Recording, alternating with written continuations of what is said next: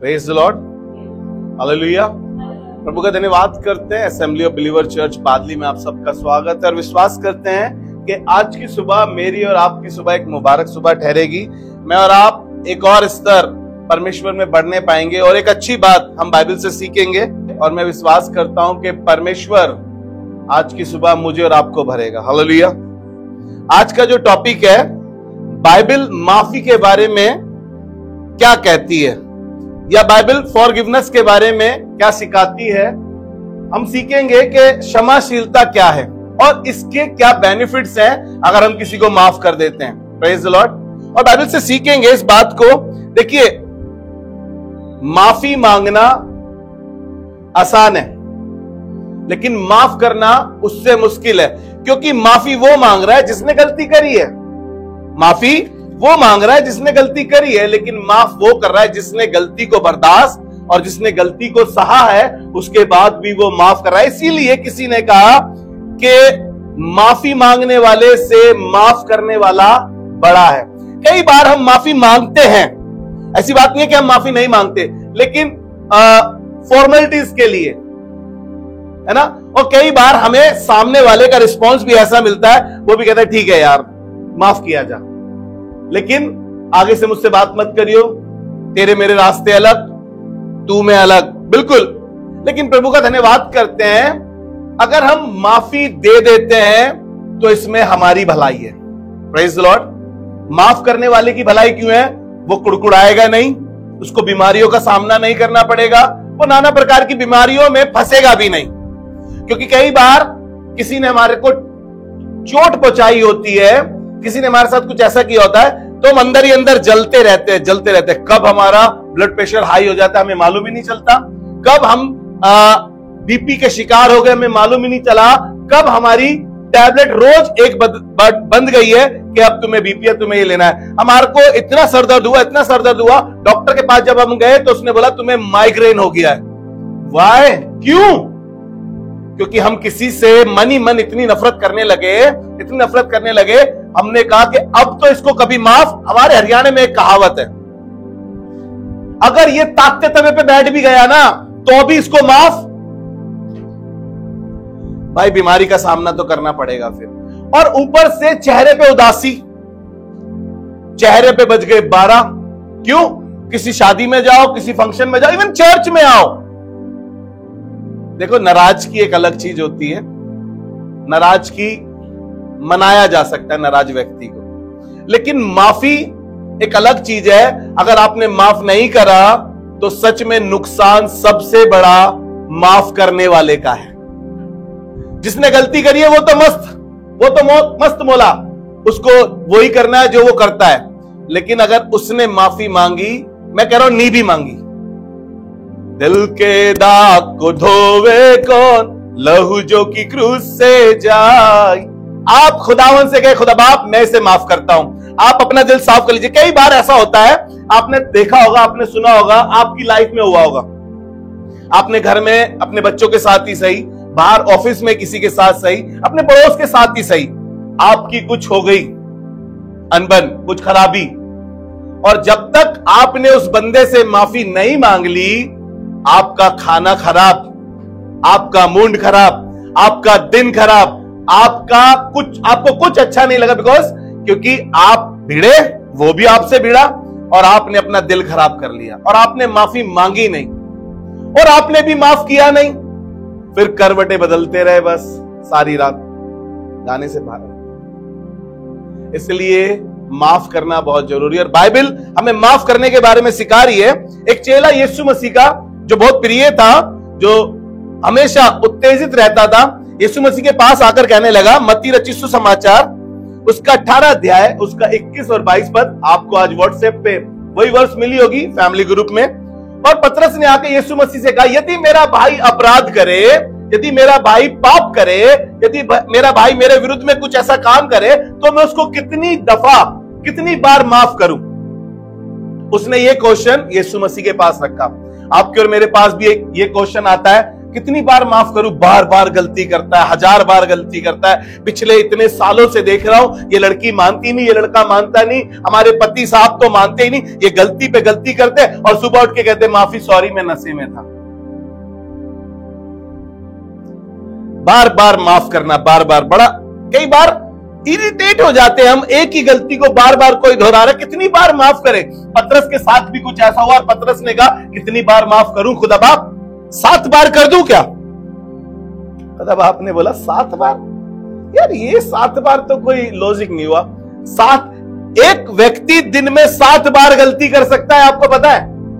इसीलिए खुदावन यीशु मसीह ने कहा कि तू 7 के 70 गुना। हमसे ना हो पाई खुदा बाप, हम एक बारी माफ करने में हमारी हालत खराब हो जाती है, हमारा दिल इतना खराब हो गया खुदा बाप। इसीलिए मसीहत को सिखा रहा है, या मसीहों को सिखा रहा है, या जो यीशु को फॉलो करते हैं उन्हें सिखा रहा है कि तुम 7 के 70 गुना बार माफ कर दो। लाइफ बीत जाएगी आपकी, माफ करते चले जाओ, करते चले जाओ, माफ करते चले जाओ, है ना? माफ नहीं करोगे तो डेफिनेटली आपको बीमारियों का सामना करना पड़ सकता है, आपको रिश्तों से अलगाव हो सकता है अगर आपने माफ नहीं करा, आपके रिश्ते टूट सकते हैं अगर आपने माफ नहीं करा। कई बार हम माफ नहीं करते, इसीलिए हम बहुत प्रॉब्लम्स में रहते हैं। अच्छा, एक और रीजन बताता हूं आपको, ये अलग टॉपिक है लेकिन इससे बहुत टच है। ये आपकी प्रार्थनाएं क्यों रुकी हुई है? कभी सोचा आपने? इतने सालों से प्रार्थना कर रहे हैं, इतना उपवास रखते हैं, इतने घुटने टेकते हैं हम, इतना चर्च जाते हैं, इतना बाइबल पढ़ते हैं, पादरी साहब के साथ सारी मदद कराते हैं हम, फिर भी हमारी प्रार्थना सुनी नहीं जाती है। मरकुस उसका 11 अध्याय, उसका 24 और 25 पद पढ़ेंगे तो वहां पे ऐसा लिखा है, जब तू खड़े होकर प्रार्थना करे, आप कहेंगे हम तो बैठकर करते हैं। नहीं नहीं, प्रार्थना की बात कर रहा हूं। वो कह रहा है जब तुम प्रार्थना करो, अगर तुम्हारे मन में किसी के लिए विरोध या अपराध हो तो पहले उसे क्षमा करो। वो तो हमने किया ही नहीं। 10 साल पहले मेरे भाई ने मेरा दिल दुखाया था, ऐसा बुरा। 10 साल से मैंने उसकी शक्ल नहीं देखी, लेकिन मैं तो रोज प्रार्थना करती हूं, रोज प्रार्थना करती हूं, रोज चर्च जाती हूं। लेकिन खुदा बाप कह रहा है वो गाना आपकी जिंदगी में पूरा हुआ, वो भेजी थी दुआ और जाकर आसमान से टकराकर। लेकिन प्रभु का धन्यवाद करते हैं, जब डैनियल ने प्रार्थना करी, जिन्होंने शेरों की मान में डाला था, जब उसने प्रार्थना करी तो बाइबल बताती है शेरों के मुंह बंद हो गए। Praise the Lord. अपने विरोधियों के लिए उसने कहा है प्रार्थना करो, और तुम तो उन्हें क्षमा तक नहीं कर पा रहे हो।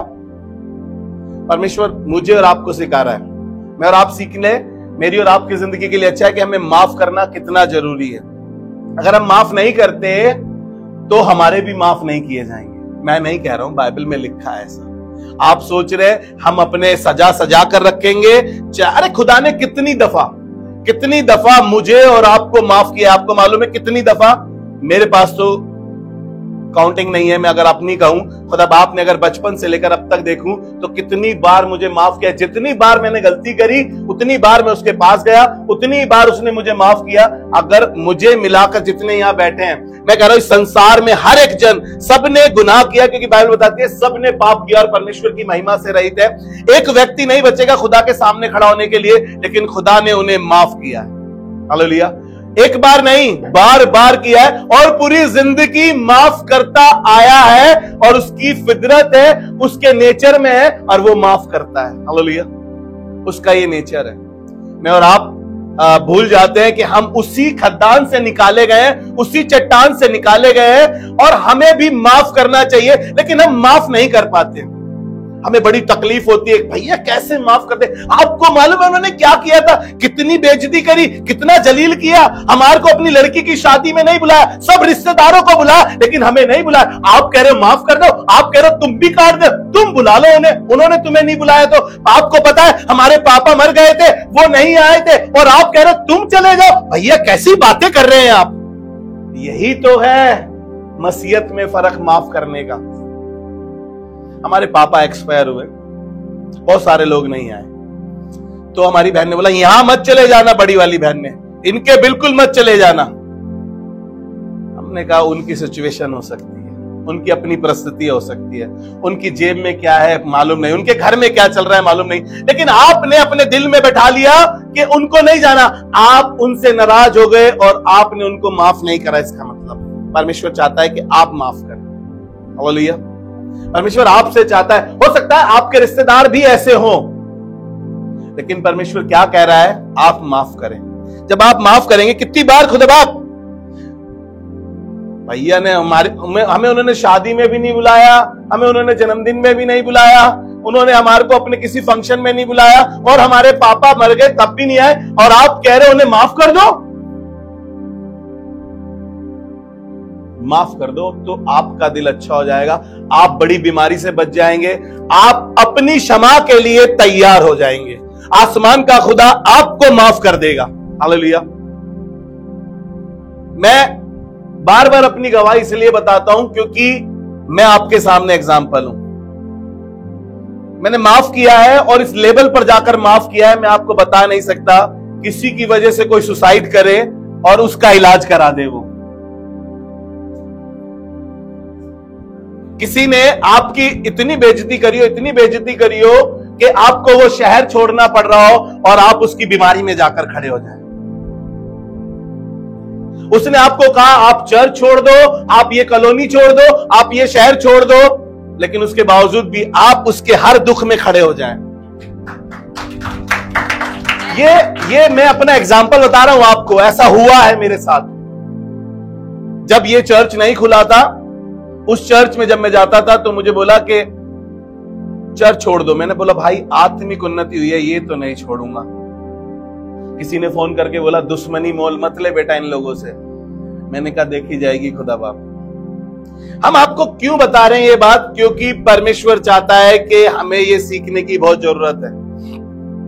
आपके रिश्तेदारों ने आपका बड़ा दिल दुखाया होगा, आप बहुत परेशान हुए होंगे, आपके साथ बहुत बुरा हुआ होगा, लेकिन परमेश्वर फिर भी कह रहा है कि तुम अब मुझे जान गए हो, अब जो मसीह में नई सृष्टि है, पुरानी बातें बीत गई, देखो सब कुछ नया हो गया। तुम एक काम करो, तुम उन्हें माफ करो।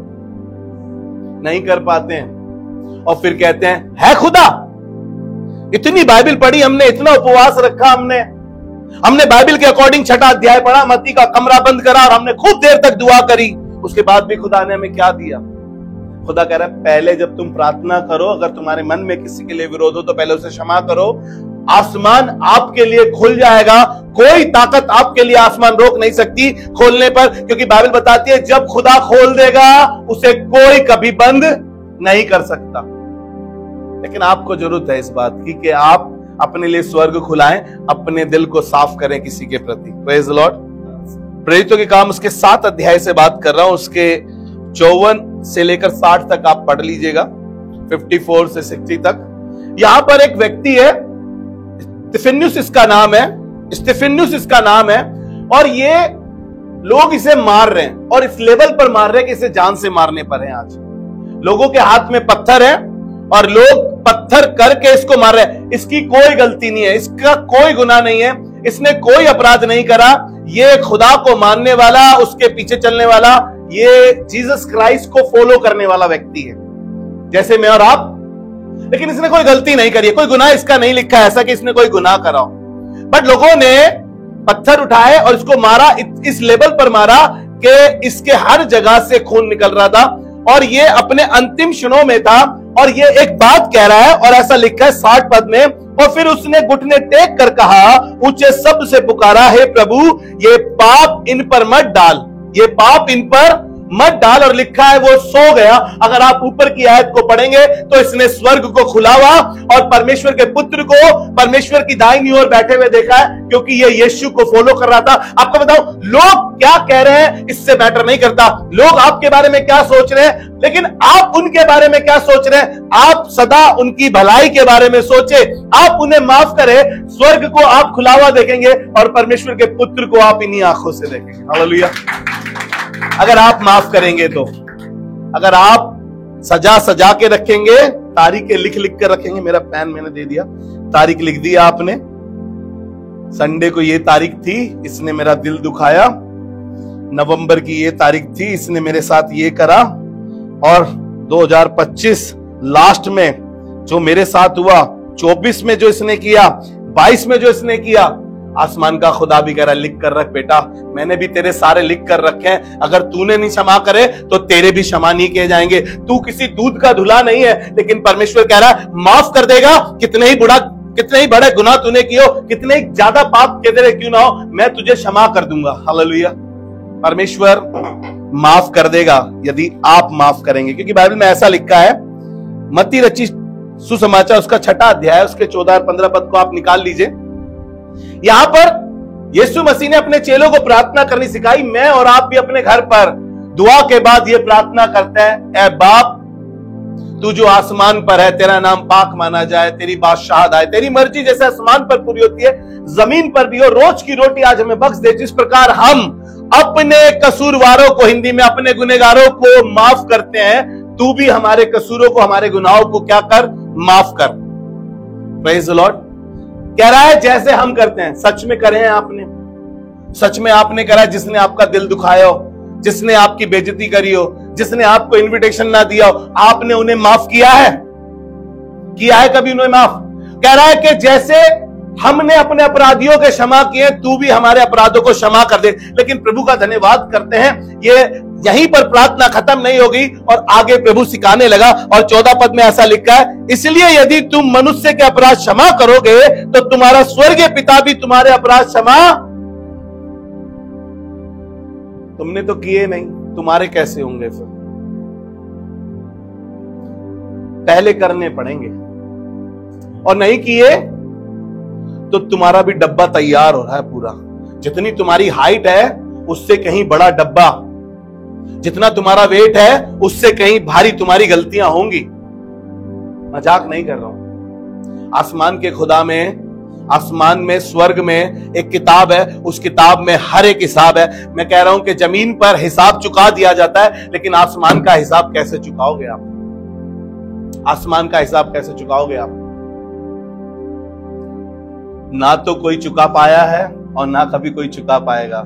सोच के रखना, जितना वजन यहां पर दूसरों के ऊपर लाद कर कह रहे हो ना, इसने इस टाइम मेरा दिल दुखाया, इसने ये करा, इसने ये करा, इसने ये करा, मैं इसे माफ नहीं करूंगी, इसे माफ नहीं करूंगा, इसकी कभी शक्ल नहीं देखूंगा, इसके कभी घर नहीं जाऊंगा, इसको कभी अपने पास नहीं बुलाऊंगा, इसके साथ कोई वास्ता नहीं रखूंगा। आसमान का खुदा भी सेम वही चीज, वही ड्रम तुम्हारे लिए भर रहा है जो तुम जमीन पर भर रहे हो, वो तुम्हारे लिए भी वैसा ही हो रहा है।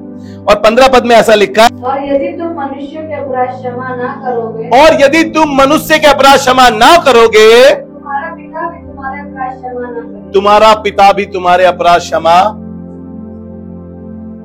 हो सकता है आपका पति नशे में आया हो और उसने आपके साथ बहुत दुर्व्यवहार किया हो सकता है रात भर कलेश हुआ हो और आपने सोच लिया कि जिंदगी में इस आदमी को कभी माफ। हो सकता है उसने आपके खानदान में, आपके परिवार में कोई बदतमीजी ऐसी कर दी हो और आप कह रहे हो इस आदमी को कभी माफ नहीं करूंगा, इसने मेरी नाक कटा दी। हो सकता है आपकी औरत ऐसी हो और आप कह रहे हो कि इस औरत से तो बस क्या ही बताऊं, मेरा परिवार अलग करा दिया, मेरा खानदान अलग करा दिया, इसके साथ हूं तो सही लेकिन जिंदगी भर इसे माफ नहीं करूंगा। जब इसकी आएगी ना, इसका लड़का इसके साथ ऐसा करेगा ना, तब इसे बताऊंगा, अभी तो सब्र करके बैठो। नहीं, माफ करो, आप माफ करो। आपको माफ करने की जरूरत है, आप बना के ना रखें। हो सकता है आपके ऑफिस में आपके बॉस के साथ आपका कुछ टंटा हो गया, हो सकता है आपके कलीग के साथ हो गया, हो सकता है आप जिसके साथ पढ़ाई करते हैं उसके साथ हो गया और आपने कहा कि इसको कभी माफ। हो सकता है वो चर्च का क्यों ना हो और आप कह रहे हैं कि भैया अब नहीं बर्दाश्त कर पाएंगे हम। मैं कह रहा हूं, बाइबल कह रही है तुम क्षमा कर दो तो तुम्हारे भी क्षमा किए जाएंगे। हालेलुया। तुम नहीं क्षमा करोगे तो तुम्हारे भी नहीं क्षमा किए जाएंगे। ये फॉरगिवनेस फॉर ग्रांटेड मत लीजिए, ये माफी को एवे ही ना समझिए। ये आपके लिए एक शिक्षा है और आपके लिए ये स्वर्ग खोलेगी अगर आप माफ करेंगे तो। हो सकता है आपकी नंद ने, है ना, आपकी जिठानी ने, है ना सिस्टर संगीता, लेकिन आपने क्या किया, प्रभु मैं इसे माफ करती हूं। आपने अपना दिल साफ कर लिया, आप बड़ी बीमारी से बच गए, लेकिन उसने माफी नहीं मांगी और वो बड़ी बीमारी से। ये सच्चाई बता रहा हूं मैं आपको, पूछ लीजिएगा, आप पूछ लीजिएगा, ये चर्च के बाद इनसे ही पूछ लीजिएगा। खुदा बाप आपको चाहता है कि आप उसके साथ स्वर्ग में, उसके साथ आप बैठे, क्योंकि आप जमीन पर उसके साथ बैठे हैं, वो स्वर्ग में भी अपने साथ आपको बिठाना चाहता है। लेकिन खुदा बाप कह रहा है कि यार मुझे फॉलो करते करते तुम मुझे तो नहीं कर रहे। किसके साथ बैठते हो? संडे संडे तो तुम बहुत पवित्र दिखाई देते हो, संडे संडे तो तुम बहुत हॉली दिखाई देते हो, लेकिन तुम्हारी जुबान में सिर्फ AK-47 से भी ज्यादा गोलियां भरी है। गन मशीन की तरह तुम्हारी जुबान में गोलियां भरी है, और जब जब तुम उन गोलियों को चलाते हो लोग लहूलुहान हो जाते हैं। माफ करो। मैं कह रहा हूं किसी ने आपके साथ कितना ही बुरा क्यों ना करो, यीशु से ज्यादा बुरा आपके साथ हुआ है क्या? यीशु से ज्यादा बुरा किसी के साथ हुआ है तो बताइए। बाइबल बताती है कुछ नहीं किया उसने, निष्पाप था, निष्कलंक था, कोई सब बातों में परखा गया, किसी भी बात में चूक नहीं हुई। उसके बावजूद भी लोगों ने उसको इतना भेदा लहूलुहान कर दिया, उसके कपड़े तक उतार दिए, उसकी दाढ़ी तक नोच ली, उसके मुंह पर थूक दिया। अरे आपके मुंह पे कोई थूक दे तो आप, पुलिस बाद में आएगी, पहले आप पता नहीं कैसा कैसा थूक कर उसकी बुरी हालत कर देंगे, आप उसका कितना बुरा हाल कर देंगे। यीशु के साथ ऐसा हुआ कि उसको कांटों का ताज तक पहना दिया, ऐसा हुआ कि उसकी पसली में एक भाला मारा और उसकी पसली से लहूलुहान हो गया। वो इतना ही नहीं, उसके पैरों में कीलें ठोक दी, हाथों में कीलें ठोक दी, कीले उसकी बॉडी का वेट उठा पाए ना उठा पाए, कैसे उसका लहू कैसे बह रहा होगा। उसके बावजूद वो क्या कर रहा है आपको मालूम है? लूका उसका 23 अध्याय उसका 34 पद, और यीशु क्या कह रहा है? ए बाप इन्हें माफ कर, ये नहीं जानते कि ये क्या, ए बाप इन्हें माफ कर, ये नहीं जानते ये क्या करते हैं। यीशु से ज्यादा बुरा आपके साथ क्या ही हुआ होगा? उसके अपने भाइयों ने कहा तेरा सिक्का यहां नहीं चलेगा, चलो दूसरे शहर में जाओ। बाइबल बताती है वो अपनों के घर गया, अपनों ने उसे पहचानने से इनकार कर दिया। उससे ज्यादा बुरा आपके साथ क्या हुआ होगा? आप तो छोटी छोटी सी बातों पर, आप तो छोटी छोटी सी बातों को राई का पहाड़ बना देते हैं, और आप कहते हैं अब कभी माफ नहीं करेंगे, अब कभी उनके घर नहीं जाएंगे, अब कभी ऐसा नहीं करेंगे, अब उनकी शकल नहीं देखेंगे, अब हमारा उनके साथ कोई संबंध नहीं है, अब हमारा उनसे कोई रिश्ता नहीं है। लेकिन यीशु कह रहा है बाप इन्हें माफ कर, ये नहीं जानते कि ये क्या करते हैं। हालेलुया। आप सोचिए किस लेवल पर आकर यीशु ने माफ किया, और उसकी माफी से क्या हुआ पता है आपको? बाप की दाहिनी ओर। हालेलुया। बाप की दाहिनी ओर। आप माफ करेंगे, आप आत्मिक उन्नति करेंगे। आप माफ करेंगे, परमेश्वर आपके वसीले से कार्य करेगा। आप माफ करेंगे, आसमान आपके लिए खुल जाएगा। आप माफ करेंगे, स्वर्ग के झरोखे आपके लिए खुल जाएंगे। कोई बीमारी आपके सामने टिक ना सकेगी, कोई व्यक्ति आपके साथ बुरा नहीं कर पाएगा। हालेलुया। क्योंकि यहोवा तुम्हारी ढाल होगा, यहोवा तुम्हारे आगे आगे चलने वाला परमेश्वर होगा, वो आपको कभी डिगने नहीं देगा। लेकिन शर्त एक है कि आप माफ करें पहले। हालेलुया। माफ करना सीखिए। जल्दी से एक कहानी बताकर खत्म कर देता हूं मैं। बिल्कुल लास्ट में मैंने इस कहानी को रख दिया, हालांकि ये शुरुआत की थी। एक निर्दयी सेवक है, और ये एक राजा का 10,000 तोड़े का कर्जदार है। कितने? 10,000 कोड़े का कर्जदार है। और राजा ने इसको पकड़ा और इसको बुलाया, सैनिकों को बोला कि भाई कर्जा चुका दे। पहले क्या होता था, अगर कोई व्यक्ति कर्जा ना चुका सके, या वो कर्जा नहीं चुका पाता, तो उसकी जितनी संपत्ति होती है, जो भी उसकी प्रॉपर्टी होती है, जितने उसके बच्चे होते हैं, इवन उसकी वाइफ तक, सबको बेचकर कर्जा चुकाया जाता था। इसने स्वामी से गिड़गिड़ा कर दुआ मांगी, प्रार्थना करी, क्षमा करें, मैं समय के हिसाब से आपका सारा ऋण भर दूंगा, सारा कर चुका दूंगा। और राजा के मन को इसने नम्र किया, और राजा ने इसका सब कर्ज माफ कर दिया। मैं बात कर रहा हूं 18 अध्याय से उसी मत्ती के, लेकिन बात कर रहे हैं हम अब इसकी। यहां पर परमेश्वर चाहता है कि मैं और आप इस बात को सीखें, और इसको माफ करा, और लिखा है ये बाहर निकला। और जब ये बाहर निकला तो इसका एक संगी सेवक इसके साथ का था, और इसने उससे कहा उसकी कॉलर पकड़ी, उसका गला भींच दिया, और उसका ये सिर्फ 100 दिनार का कर्जदार था। 100 दिनार भी नहीं थी, 100 लिखा है, हाँ 100 दिनार का कर्जदार था ये। और इसको उसने कहा कि कर्जा भर दे। उसने माफी मांगी, क्षमा मांगी, उसने कहा मैं समय के हिसाब से सब कुछ भर दूंगा, लेकिन ये नहीं मांगा, ये नहीं माना, क्योंकि ये निर्दयी था। और इसने ले जाकर उसको जेल खाने में, कारखाने में डाल दिया और कहा जब तक ये कोड़ी कोड़ी ना भर दे तब तक इसको रिहाई। देखिए, ये 1000 का कर्जदार था जिसने अपने संगी साथी को डाला, और संगी साथी सिर्फ 100 का कर्जदार था। और यह बात और साथियों ने मिलकर राजा को बता दी कि उस दुष्ट दास ने ऐसा किया है। जी, इसके 35 पद को हम पढ़ेंगे। 35 पद से पहले आप इसका 32 से पढ़िए आप इसको, 18 अध्याय, और इसके 32 से हम पढ़ रहे हैं। मत्ती रचित सुसमाचार उसका 18 अध्याय उसके 32 पद से। और इसने दया ना करी, तब लोगों ने अपने स्वामी को बताया। जी पढ़े। तब उसके स्वामी ने उसे बुलाकर उससे कहा, तब उसके स्वामी ने बुलाकर उससे कहा, किससे? जो 1000 का कर्जदार था, जिसके 1000 माफ किए थे। जी, हे दुष्ट दास, हे दुष्ट दास, तूने जो मुझसे विनती की, तूने जो मुझसे विनती करी, तो मैंने तेरा वह पूरा कर्ज क्षमा कर मैंने दिया। तेरा पूरा कर्ज क्षमा कर दिया। जी, इसलिए जैसे मैंने तुझ पर दया की, जैसे मैंने तुझ पर दया की, वैसे ही क्या तुझे भी अपने संगी दास पर दया करनी चाहिए? क्या तुझे भी अपने संगी दास पर दया नहीं करनी चाहिए? यहीं रुकेंगे। परमेश्वर ने मेरे और आपके गुनाह क्षमा किए। कितने? सच बता रहा हूं, अगर आप और मैं लिखने लगे ना, कितनी डायरियां लिख दी आप बचपन से क्षमा करता आ रहा है खुदा में। और ये कहानी मुझे और आपको ये समझा रही है कि हमारे तो 1000 से भी ज्यादा हैं और हम किसी का एक माफ नहीं कर पा रहे हैं। समझ रहे हैं मेरी बात? हमारे तो करोड़ों से ज्यादा हैं और हम किसी का एक क्षमा नहीं कर पा रहे। आसमान के खुदा ने हमारे इतने क्षमा किए, इतने क्षमा किए, इतने क्षमा किए, और करता है और कर रहा है, और आगे जो करेंगे उसे भी वही क्षमा करेगा। हालेलुया। लेकिन मैं और आप अपने संगी लोगों के साथ, अपने साथ वालों के साथ, अपने परिवार के साथ, अपने आत्मिक परिवार के साथ, अपने जानकारों के साथ, अपने रिश्तेदारों के साथ माफ नहीं कर पाते। हालेलुया।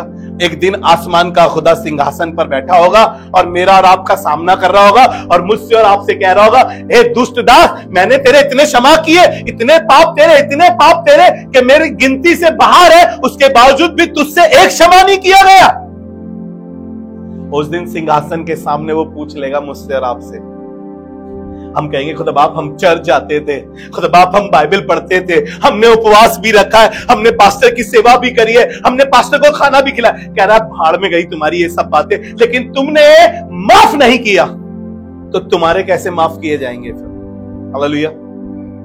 जब हमने माफ ही नहीं किया तो हमारे माफ कैसे होंगे? हालेलुया। जी आगे पढ़े जल्दी से, 35 पद पर आएंगे हम। जी 35 पढ़ दीजिए सीधा। जी पढ़े। यदि तुम में से हर एक अपने भाई को मन से क्षमा ध्यान से न सुनिएगा, ध्यान से सुनिएगा। भाई कहने से भाई नहीं हो जाता है ना? मेरा भाई है, मेरा भाई तू मेरी जान है। कहानी याद है ना? है सोना आंटी? मदर चर्च में सुनी थी ना हमने। 10 साल एक औरत अपने भाई को माफ नहीं कर पाई। 10 साल उस गिल्ट में जी रही है, 10 साल उस पाप में जी रही है, और एक दिन प्रचार कर रहा है, फिर भी मानने को तैयार नहीं, और आकर कहती है कि भैया मैं अपने भाई को क्षमा कर दूं, तो लेकिन कैसे करूं? अरे यार, इतना बढ़िया मैसेज सुन लिया, इतनी खुलकर बात बता दी, सब कुछ समझा दिया, दिमाग की बत्ती नहीं जलती है क्या? बादाम खाया करो फिर। भैया कैसे क्षमा करे? अबे जाओ भाई को बोल दो, भैया गलती हो गई, 10 साल लगा दिए, माफी मांगते हैं, नाक रगड़ लेते हैं, कहो तो जो कहो तो वो कर लेते हैं तुम्हारे लिए, लेकिन हमें क्षमा कर दीजिए क्योंकि स्वर्ग हमारे लिए बंद ना हो जाए। 10 साल से हम आपको माफ नहीं कर पाए। बोली भैया कैसे करूं? अरे और कैसे समझाऊं? बोली मर गया है। 10 साल हो गए इस व्यक्ति को मरे हुए, लेकिन वो उसे क्षमा नहीं कर पाए। सोच के देखिए अपने दिमाग में, जब ये स्त्री इस संसार से कूच करेगी तो इसका क्या होगा? और लिखा है 35 पद में। जी पढ़े। इसी प्रकार यदि तुम में से हर एक अपने भाई को मन से क्षमा ना करे, तो मेरा पिता जो स्वर्ग में है तुमसे भी वैसा ही करेगा। कैसा? जैसा तुमने उसके साथ किया। तुमने बनाकर सजाकर अलमारी में उसके सारे गुनाह, सारे अपराध, कब उसने दिल दुखाया, कब उसने तुम्हारे साथ ऐसा किया, कब उसने तुम्हारे साथ वैसा किया, कब तुम्हारे साथ यूं हुआ, तब तुम्हारा कब क्यों हुआ, तुमने अलमारी में लगा दिया, तुमने डायरी में लिख दिया। आसमान के खुदा ने भी वो भारी अलमारी उठाकर तुम्हारी आज स्वर्ग में रख ली और तुम्हारी वो डायरी को और भारी करके स्वर्ग में रख दिया। अब क्या होगा? तुम्हारे भी नहीं होंगे क्षमा। माफ करो तो तुम्हारे भी माफ किए जाएंगे। हालेलुया। लास्ट वर्ड पढ़ लेते हैं, इफिसियों की पत्री उसका 4था अध्याय, इफिसियों की पत्री उसका 4था अध्याय उसका 32 पद पढ़ रहे हैं। और एक दूसरे पर कृपा और करुणा में, और जैसा परमेश्वर मसीह में तुम्हारे अपराध क्षमा किए, वैसे ही तुम भी एक दूसरे के अपराध क्षमा करो। Praise the Lord. कैसे करने हैं हमें? जैसे खुदा ने हमारे अपराध क्षमा किए। कोई एक व्यक्ति है जो कहे कि मेरे अपराध क्षमा नहीं हुए, कोई एक व्यक्ति है कि कहे मैंने तो अपराध ही नहीं करे। आपको वो कहानी याद है जब यीशु मसीह को किसी ने इनवाइट किया और वो उसके घर गया, और जब उसके घर जा रहा था तो यीशु मसीह ने, एक पापनी स्त्री आई। कैसी स्त्री आई? ध्यान से सुनिएगा। एक पापन स्त्री आकर यीशु के पैरों पर वो इत्र फोड़कर, वो इत्र डालकर, संगमरमर का इत्र डालकर अपने आंसुओं से उसके पैर को धो रही है, अपने बालों से उसको पोंछ रही है और रोए जा रही है जार जार। और जिसने इनवाइट किया था वो कह रहा, अगर ये भविष्यद्वक्ता होता तो इसको पता होता ये कैसी औरत है। यीशु ने मन में जानकर पता है क्या कहा? उससे कहा, हे शमौन, मैं तेरे घर इतनी देर से आया ना, तो तूने, यहूदियों में उस समय ये चलन था जब कोई उनके घर आता तो पैर धुलवाना, हाथ धुलवाना और उससे पुछवा कर उसको चुम्बन देना। यीशु मसीह ने उससे पूछा कि मैं तेरे घर आया ना, तो तूने मेरे पैर धुलवाए ना मुझे चूमा, लेकिन जब से मैं तेरे घर आया हूं, घर किसका था? शमौन का था। आई कौन? बिन बुलाई। और उसने आंसुओं से यीशु के पैरों को धोया, बालों से।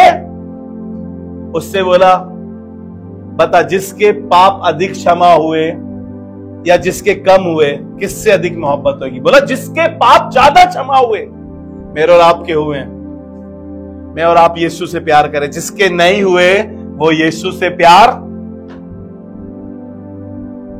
मैं आपको कह रहा हूं, आपके क्षमा हुए, आप क्षमा करें, आप दूसरों से प्यार करें। परमेश्वर आपसे चाहता है कि आप करें। इसीलिए कह रहा है, इफिसियों 4 उसका 32 पद दोबारा से पढ़ रहे हैं जी, पढ़ दीजिए। इफिसियों की पत्री उसका 4था अध्याय उसका 32 पद पढ़ रहे हैं। यहाँ पे ऐसे लिखा है, एक दूसरे पर कृपालु और करुणा में हो, एक दूसरे पर कृपालु और करुणा में हो, और जैसे परमेश्वर ने मसीह में तुम्हारे अपराध, और जैसे परमेश्वर ने मसीह में तुम्हारे अपराध, तुम्हारे अपने आप नहीं हुए, मसीह में होकर, क्योंकि वो तुम्हारे गुनाहों का बोझ लेकर सूली पर चढ़ गया, वो तुम्हारे अपराधों को लेकर उस कलवरी भारी क्रूस पर चला गया, उसने सब कुछ सह लिया जो उसकी सहन से बाहर था। इसलिए तुम्हारे खुद से नहीं हुए। तुम सोच रहे हो कि हमारे धर्म के कामों से हो गए हो, हमारे टाइट देने से हो गए हो, हमारा चर्च में गाने बजाने से हो गए हो। नहीं नहीं, ये तो परमेश्वर ने मसीह में होकर तुम्हारे अपराध क्षमा किए हैं। जी पढ़े, वैसे ही तुम भी एक दूसरे के अपराध क्षमा। अब क्या करना है? तुम्हारे हो गए, दूसरे के कर दो ना। काहे रोक कर बैठे हो? जितना रोकोगे उतनी टेंशन होगी, उतना आत्मिक लेवल खराब होगा, उतनी स्पिरिचुअल लाइफ डिस्ट्रॉय होएगी, उतनी ही बीमारियों का सामना करना पड़ेगा, उतना ही मुश्किलों का सामना करना पड़ेगा। यीशु ने एक बार माफ किया और दाहिनी ओर जाकर बैठ गया। प्रभु आपको आशीष दे। आइए दुआ मांगे। खुदावन, हम धन्यवाद के साथ आपके हुजूर आए प्रभु, और ये दुआ करते हैं इस कलीसिया में हर कोई माफ करने वाला हो परमेश्वर प्रभु, क्योंकि खुदावन माफी हमारे लिए स्वर्ग को खोलती है प्रभु। दुआ करते हैं परमेश्वर प्रभु, जैसे तिफन्युस के लिए स्वर्ग खुल गया जब उसने अपने सताने वालों के लिए माफी मांगी और परमेश्वर प्रभु उन्हें माफ किया, जैसे यीशु ने अपने अपराधियों को क्षमा किया और तूने अपनी दाहिनी और स्वर्ग में उसे बिठा लिया। प्रभु हमारी मदद कर, हम भी अपने अपराधियों को क्षमा कर सके, यीशु मसीह के नाम में। और सबने मिलकर बोला आमीन।